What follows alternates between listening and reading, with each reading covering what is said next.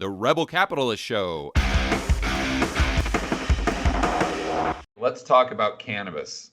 Yes. And just FYI, last time I spoke with Jim Rogers, when we got done with the interview, or actually maybe we were still recording. I don't recall, but we were talking about Medellin. We were talking about real estate, and he was asking me a bunch of questions. So he asked me if I had looked into buying a cannabis farm up in the hills there, and it just kind of out of the blue. And I'm like, no, I haven't thought about that. But kind of what that told me is that Jim was maybe thinking about making that type of investment. So have you looked into that in Colombia specifically, or maybe just cannabis plays in the United States, Canada, any places where it's becoming more acceptable? Yes, I've had some very big wins with cannabis companies. I just closed out a 10-bagger in December of a cannabis REIT, a real estate investment trust. But first, let me state, most cannabis stocks are absolute garbage. They're crap.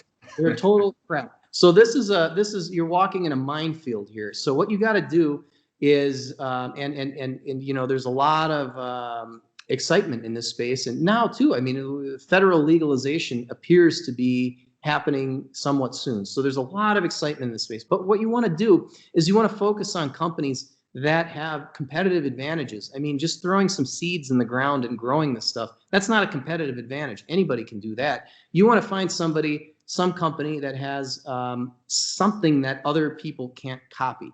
And there aren't many cannabis companies like that.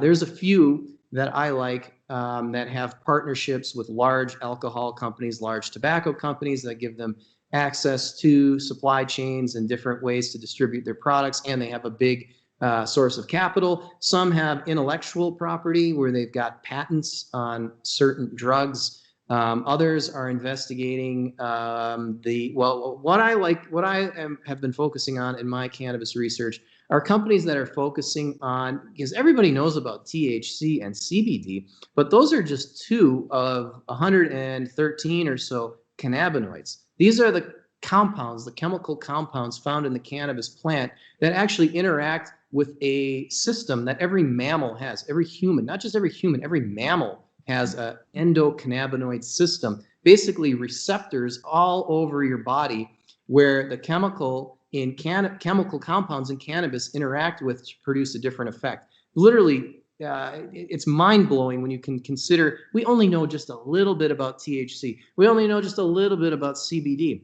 And CBD is now well known to treat seizures. It helps treat people who have seizures. But the fact is that people knew about this. There's a researcher in Israel who studied CBD in the 80s. They've known that CBD can treat seizures since the 1980s.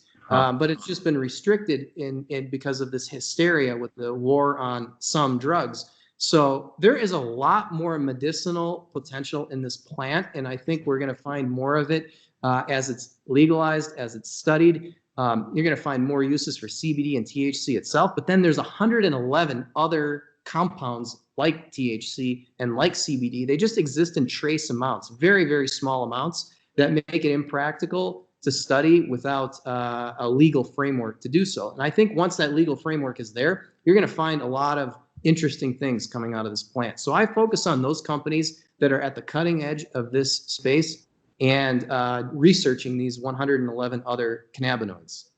Do you think there's an arbitrage play there, like a geo arbitrage? And kind of what I'm getting at is I spoke with Simon Black the other day, and he looks at blueberries, I think the same way. He's got some crops in Chile, and he'll say, listen, you get the same price for blueberries, whether they were grown in Chile or grown in California. So why wouldn't you go where the land is extremely cheap, where you've got cheap labor, and your input cost, a lot lower, but you're selling for the same price and you're pocketing the spread? Is there an opportunity like that maybe with cannabis when you're comparing the United States to something like Colombia? Certainly. Colombia is probably one of the best, if not the best place to grow cannabis in the world. And that's no surprise. Colombia has long been involved.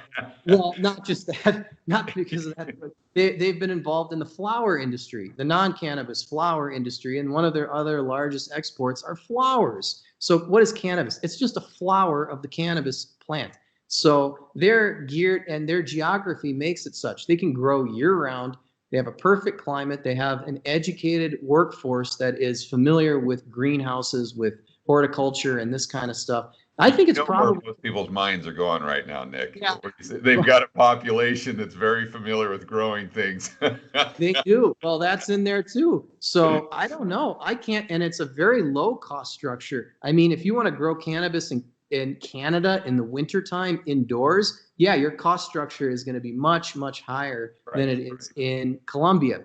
That's true. I think there is an arbitrage opportunity. Frankly, I'm not as interested in it because that kind of, you're looking at that point, cannabis has become more of a commodity. You're arbitraging a commodity, which is fine. That's fine. You can make money doing that. But I think the real big money in cannabis is at the cutting edge research into the 111 other cannabinoids and other kinds of and other companies that have intellectual property with potential blockbuster drugs. I think that's where the real big gains are in cannabis, personally.